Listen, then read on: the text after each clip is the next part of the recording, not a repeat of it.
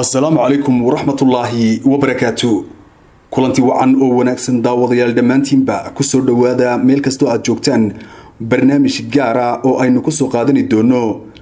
سكات الفدرجة يصدا سنة كان أي أوجا قيب قاتين محسنين تا أردلتي دجموين كسيلع يلوهيا أي كدقن ضافها الدنيا داوديال تضبط كده ماضي مالمه عيد الفدرجة ayaa waxaa soo gaaray dadka masaakiinta ee degan magaalooyinka Lughaya iyo magaalada Xariirad deeq mucaawinaha oo ay soo dhiibeen qaar samafalayaal ah. deeqdaasi ayaa waxaa qaybinteeda mas'uul ka ahaa ururka walaalaha mutadawiciinta ee Ramad Association ee gobolka Salel. daawadayaal deeqdan oo u badnayd noocyada raashinka la quuto ayaa waxa ay ku taxalluqday sadaqada sakatul fidriga ee saa'imiinta ladani kaga farxiyaan dhamaadka bisha Ramadaan kuwa ay hayntoodu yar tahay ee kamida adoomaha soo dhameystay 30 maalmood ee Rabbi ku waajibiyay dhadhaminta shidada gaajada iyo haraadka adoomihiisa qani iyo faqiirba gaar ahaan muslimka qaangaarka ah. haddaba hadiyadani qaaliga ah ayaa waxaa ku soo yabohay una soo hibeeyay walaalahooda baahan qaar kamida muxsiniinta ka soo jeeda degmooyinka Lughaya iyo Saylac ee ku kala dhaqan qaaradaha Yurub, Amerika iyo Australia sida xubno haweena oo degan dalka Ingiriiska rag iyo haween iyaguna degan wadamada Scandinavian-ka la isku yiraahdo. waxaa kaloo iyaguna deeqdan qayb lixaad ka qaatay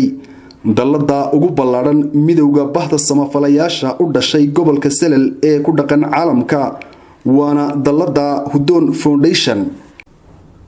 waxaa kaloo iyaguna deeqdani ka soo qayb galay urur khayri ah oo umma ijaarati la yiraahdo isla markaana ka jira dalka Faransiiska. sidoo kale iyaguna waxaa deeqdaasi ka soo qayb galay oo wax ku soo darsaday ururka horumarinta haweenka Soomaaliyeed oo fadhigoodu yahay gobolka Minnesota ee cariga dalka Mareykanka.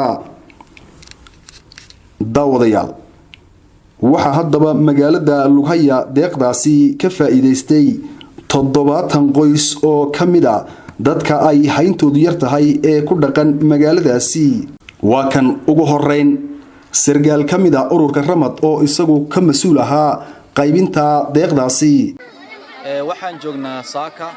oo maalintii u dambeysay bisha Ramadaan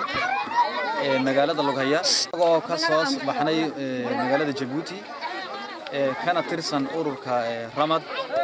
waxaan soo gaarsiinay dadka degan magaalada Lughaya itaalka yar leh deeq ay walaalaha u dhashay gobolka Salel degmada Saylac ee qurba joogta ay u soo direen oo ah sakatul fidridoodii وانا سو غارسينay wayna ku maasan yihiin walaalaha markaas soo xasuusanaya dadka walaalahooga sidaas inay u soo wadaan ka rajeynina waana gaarsiinay waaniga arkaya taswiiraha iyo markaas dadkii oo gaarsiinay si fiican bayna nooga gudooneen. sidoo kale kuwani waxa ay kamid yihiin dadkii alle u calfay hadiyadaasi oo muujinaya farxadooda. ururka qurba joogta gobolka Salel عيسى deeqda ballaaran ay noo keeneen baan ku hambalyeynaa uga mahadcelinaa. inta waxaan ku darayaa anagoo joogna bishii barakaysaneyd ee Ramadaan aad iyo aadna loogu baahnaa boqolkiiba boqol baan ugu mahadnaqaynaa walaalaha iyaga qurba joogta dayada ka tirsan degmada Lughaya ka tirsan. halkani waxaan ku salaamayaa horta ururka qurba joogta ee Salel ee loo soo gudbiyay deeqda barakaysan ee maanta qaadan. inta kadib ee loo keenay ururka Ramad ee Soomaaliland ka shaqeeya waa ka gudoonay maantana gacanta kaga haynaa iyagana way nagu gudoonsiiyeen. taa wixii ka dambeeyana waxa ururka aan u gudbinaynaa qurba joogta inay noo soo badiyaan xagga caafimaadka xagga waxbarashada حاجة يرتا وحقبت كيجا يان حاجة بلعده إياه كرجينا إلى نوصل كليان هنقنا وحنقوم هنقنا أولو كرامات راشين كيلو سوديلي أي ورانيما يوجي لو صابرين وحنقوم هنقنا هاد علينا مهديها كجاردو dadkayagii halka fadhiyay halkaas iyaga uu sugayay maxad baan celinaa kuwii siday iyo kuwii noo soo diray maxad baan celinaa kuwa noo sida walaalaha kuwa noo soo diray walaalaha maxad baan celinaa maxad baan u dhaqnaa waxaan u mahad celinaynaa intii noo keentay iyagana ilaahay barakaasi waa u barakeeyay xooga Allah u barakeeyay arsaaqdana kor Allah ugu qaada annagana Allah noo shifeeyay intii noo keentay baan ugu mahadnaqnaa daawadayaal iminkana magaalada Xariirad oo ay deeqdani ka faa'iideysteen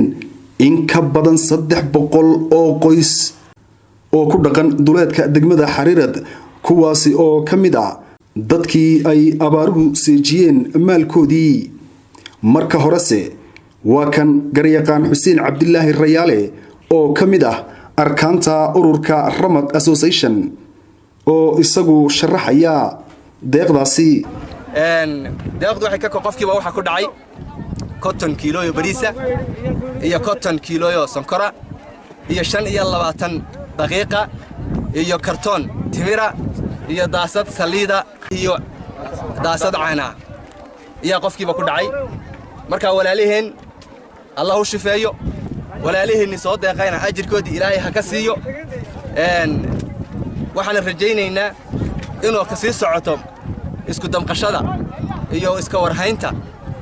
walaalahood ay arkeen dhibaatada walaalahood markay arkeen ha soo damqadeen sidoo kale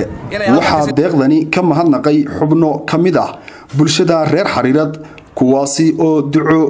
ugu bedelay soo dirayaashii deeqdani waxaan soo gaaray deeqdii ay soo direen walaalaha iyaga qurba joogta ay soo direen baa soo gaadhay dadkii barakacay maaragtaan ay halkan Xariirad u yaalay deeqdii Ramad ay u soo dhiibeen way soo gaadhay saaka runtiina xilli loo baahnaa oo fidridii ah oo Ramada dhamaadkiisii ah iyay soo gaadhay halkii aad ka soo bixiseen Ilaahay wax ka badan ha idinku bedelo